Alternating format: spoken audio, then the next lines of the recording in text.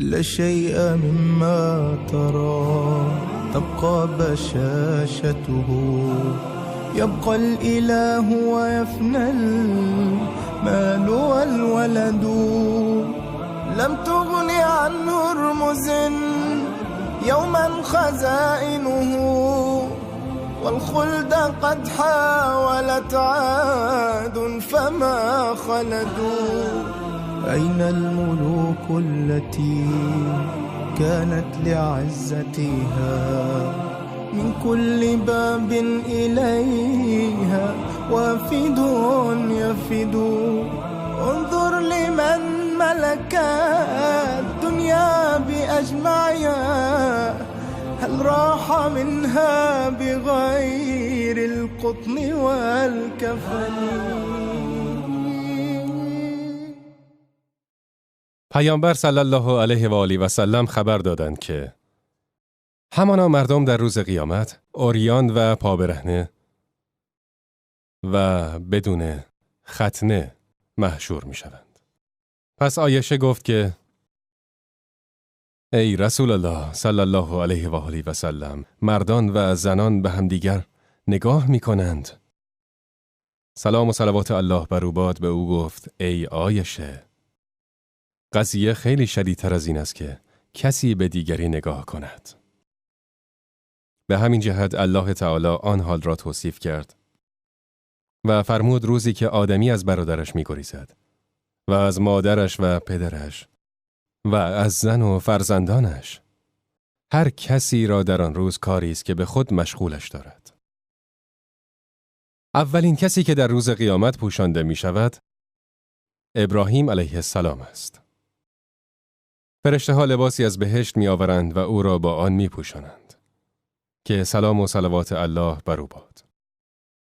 بعضی از علما ذکر کردند که همانا سبب پوشاندن لباس بر ابراهیم علیه السلام قبل از همه با اینکه پیامبر صلی الله علیه و آله و سلم کسی است که صاحب مقام محمود است و صاحب علم است و سرور فرزندان آدم، در روز قیامت است و مردم برای طلب شفاعت الله به پیش او می‌روند، ولی ابراهیم اولین کسی است که لباس بر او پوشانده می‌شود. بعضی از اهل علم گفتند که هنگامی که ابراهیم جوان بود، قومش به همراه پدرش به نزد او آمدند و می‌خواستند که بر کفر و شرکی که در آنها هستند باقی بمانند، ولی او سر باز می‌زد. پس پدرش به او بت‌ها را می‌داد و از او می‌خواست که آنها را بفروشد. پس او در بین مردم می‌گشت و می‌گفت که چه کسی می‌خواهد چیزی را بخرد که به او ضرر می‌رساند و هیچ سودی به او نمی‌رساند؟ چه کسی می‌خواهد چیزی را بخرد که به او ضرر می‌رساند؟ پس هنگامی که با بت‌ها نزد پدر خود برگشت، او را می‌زد. ابراهیم می‌خواست که برای آنها تبیین کنند که این بت‌ها نه ضرری می‌رساند و نه سود. سپس روزی ابراهیم علیه السلام هنگامی که قوم او برای عید و گردش بیرون رفتند، به جایی که جشن وجود داشت و آنجا جمع می‌شدند، به او گفتند که با ما خارج شو. با اینکه او جوان بود، به آنها گفت که من بیمارم، نمی‌توانم خارج شوم. پس هنگامی که خارج شدند، پنهانی نزد خدایانشان آمد، در حالی که خوراکی جلوی دستای بت‌های آنان بود. قوم او آن را گذاشته بودند تا اینکه این بت‌ها به گمان خود به آن برکت دهند. پس هنگامی که آنها را دید گفت چیزی نمی‌خورید؟ چرا سخن نمی‌گویید؟ با سنگی حرف می‌زد همانند این سنگ. همانند این سنگ. ولی آنها به شکل اشخاصی تراشیده شده بودند.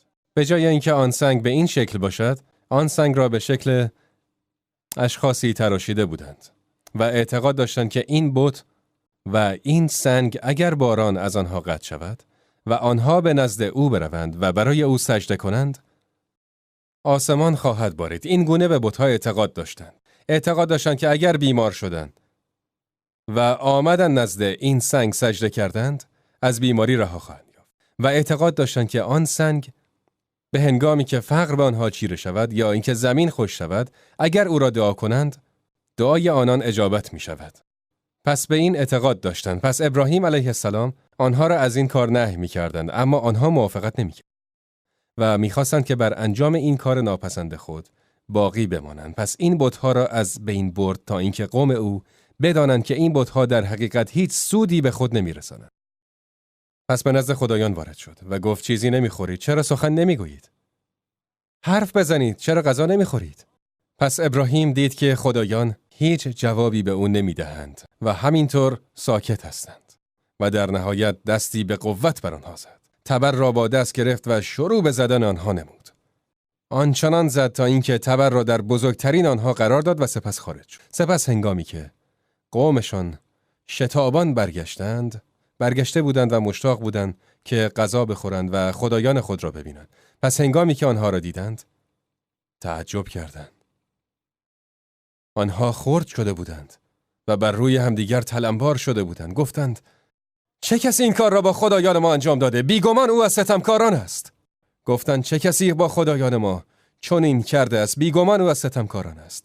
گفتند شنیدیم جوانی که به او ابراهیم گفته می شود از آنها به بدی یاد می کرد. گفتند او را به حضور مردم بیاورید.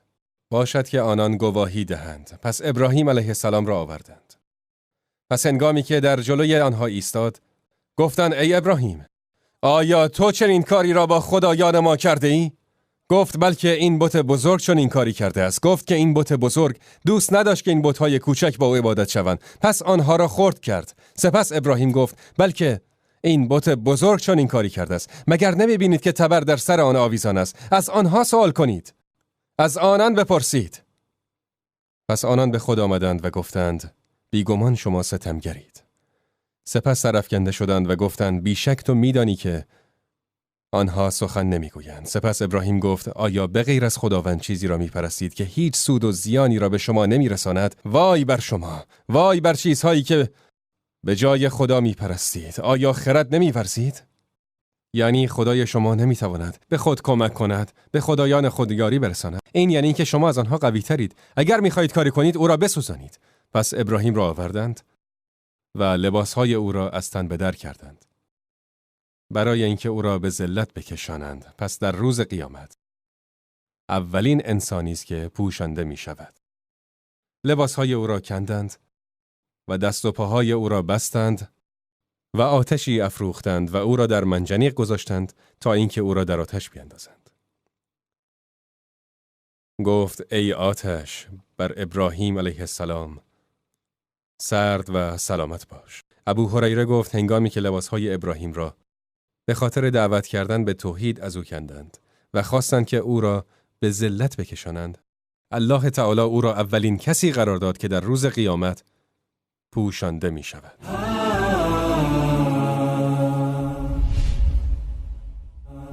هنگامی که در روز قیامت مردم در جایگاه خود انتظار زیادی کشیدند و خورشید به آنان نزدیک شد و خروج عرق آنها را گریبانگیر کرد و تشنگی آنها زیاد شد، در آن هنگام الله تعالی برای هر پیامبری که سلام و صلوات الله بر آنها باد حوضی قرار می دهد که قوم او از آن می نوشند.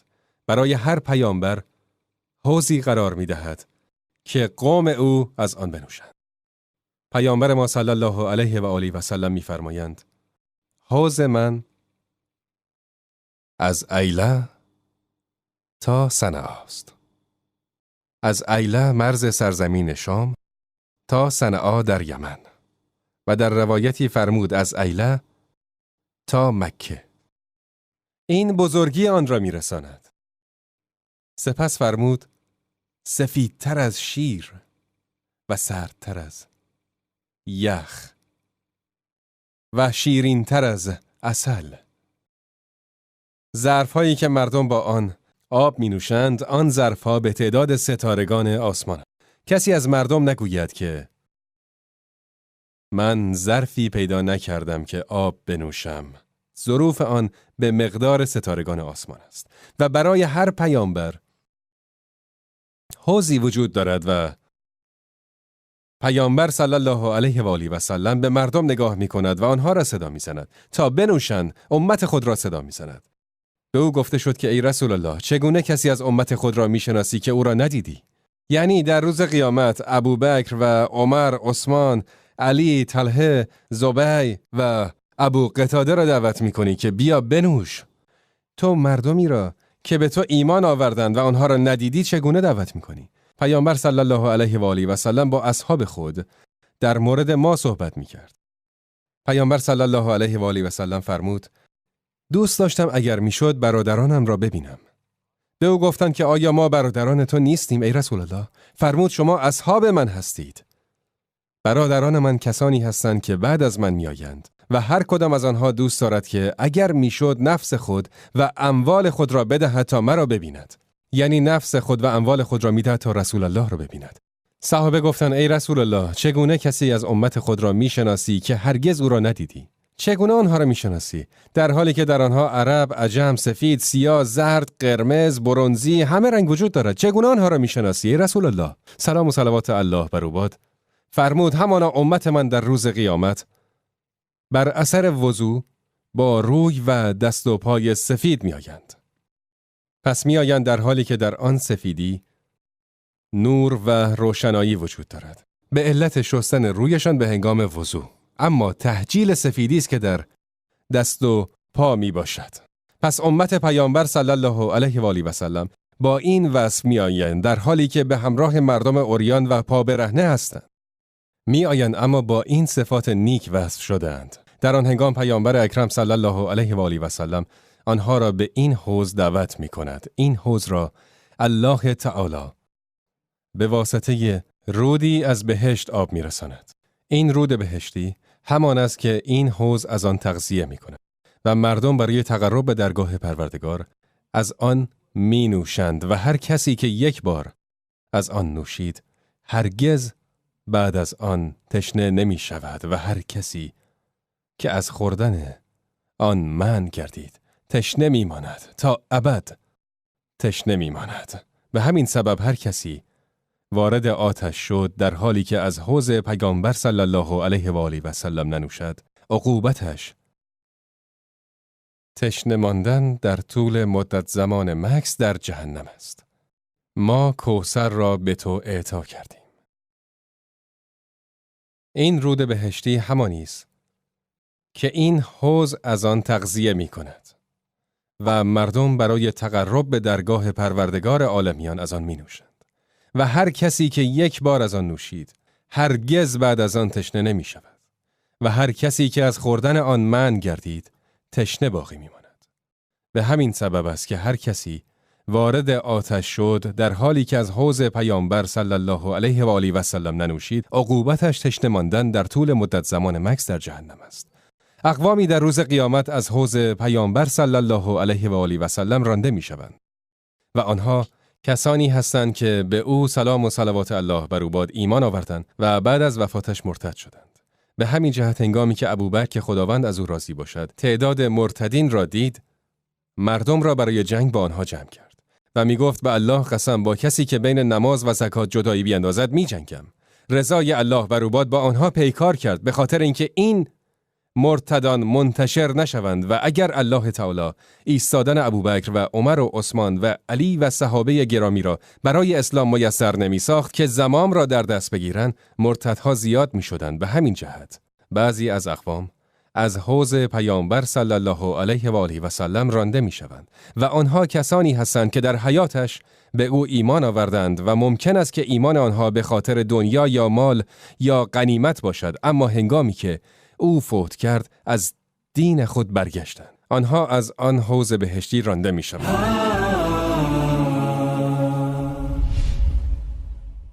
هرچه انسان آمادگی بیشتری برای آن جایگاه کسب کند، هنگامی که مردم آشفته و بیمناک می شوند، در آن هنگام قلب او مطمئن‌تر می شود برای ایستادن در پیشگاه الله.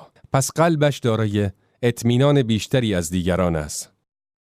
با اینکه آشفتگی بر همه چیره می شود، اما الله تعالی کسی را که بخواهد ثابت قدم می کند و مهمترین چیز این است که قبل از وفات خود چیزی از حق مردم برگردنت نباشد. جنازه‌ای در پیش پیامبر صلی الله علیه و آله و سلم گذاشته شد.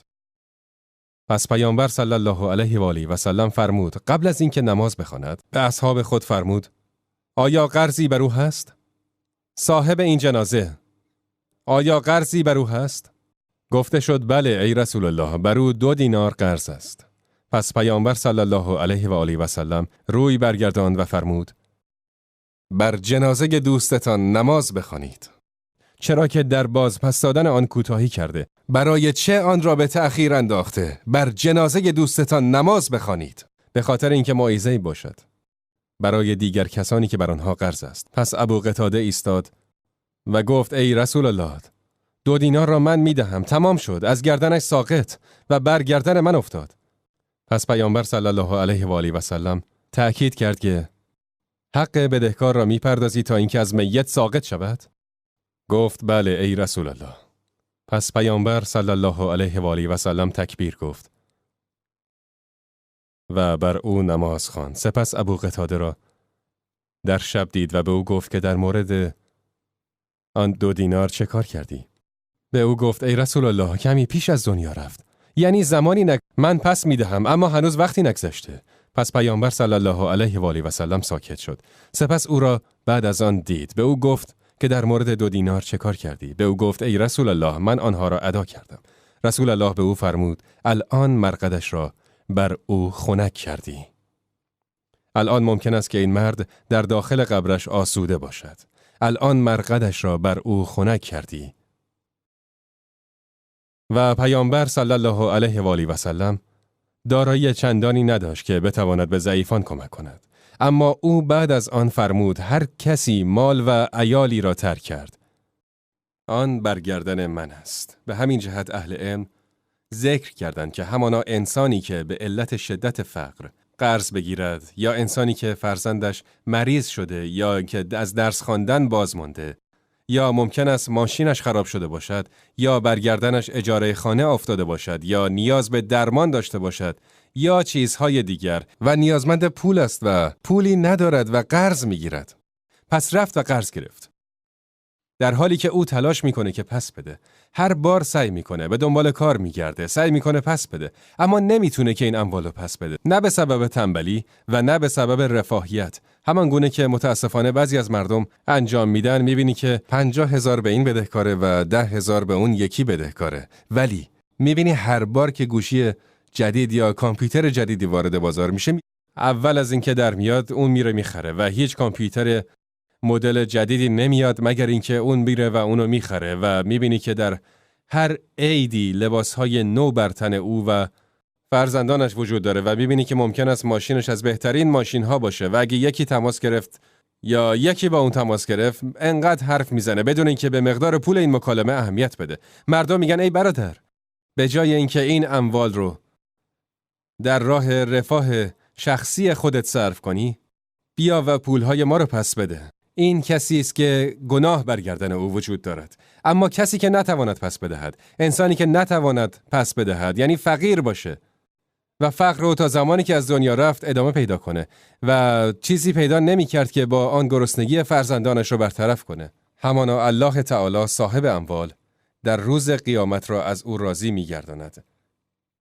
این به معنای ساده گرفتن قضیه بدهکاری نیست، لیکن پیامی برای برخی از کسانی است که پدرشان از دنیا می رود یا اینکه نانآور خانه از دنیا می رود که ممکن است برادر بزرگتر یا پدر بزرگ باشه یا مادرشون باشه، در حالی که بر او بدهکاری است و این پول رو برای علاج شخصی قرض گرفته یا برای پرداخت فیش آب و برق و امثال اینها. اگر مرد برای او ناراحت نباشید، اگر اهل افراد نبود. و به همین جهت پیامبر صلی الله علیه و آله و سلم فرمود هر آن کس که اموال مردم را بگیرد و قصد پس دادن آن را داشته باشد، الله تعالی برای او ادا می کند.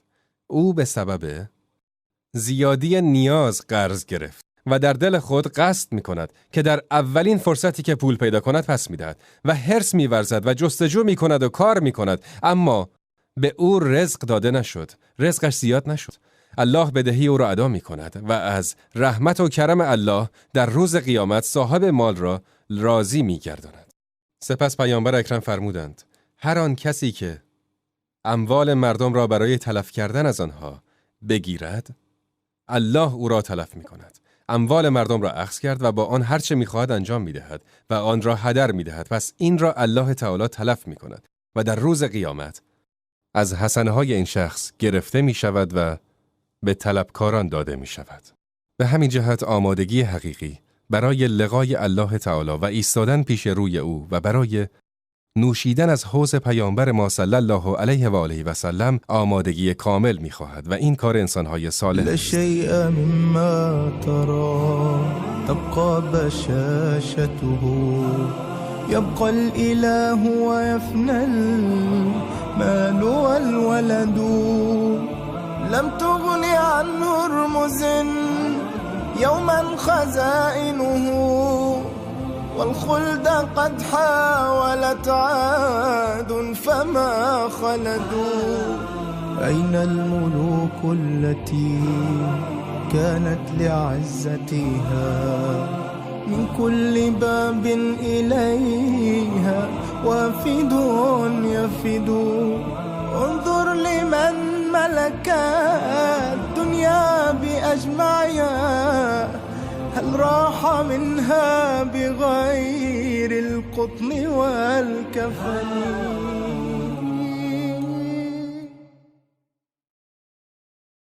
لا شيء مما ترى تبقى بشاشته يبقى الإله ويفنى المال والولد لم تغن عن هرمز يوما خزائن